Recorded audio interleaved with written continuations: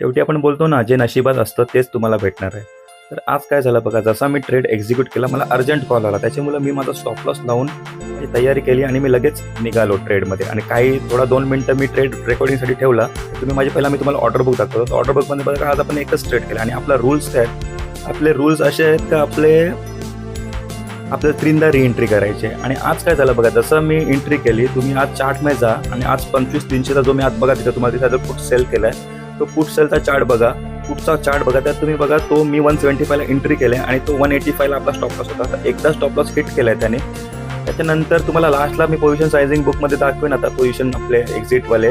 तर त्यात किती तो 175ला आपण सेल होता आपला आणि तो कितीपर्यंत लो मारला आहे त्याने आज. आणि जर आपण बघा, मी री-एंट्रीचा रूल कशाला काढला आहे, त्याच्यामुळं त्याचं कारणच हे आहे की आपला एकदा कॅपिटल पण वाचतो री-एंट्रीमुळे. आणि आपला जो लोक बोलतात ना, अरे माझा स्टॉप लॉस हिट होतो आणि त्याच्यानंतर माझ्या साईडने जातो, मी बरोबर असतो पण माझा स्टॉप लॉस हिट होऊन माझ्या साईडला जातो.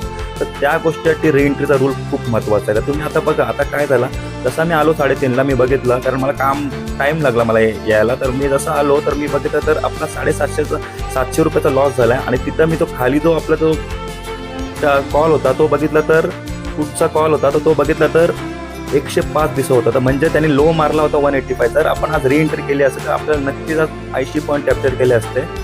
थँक्यू.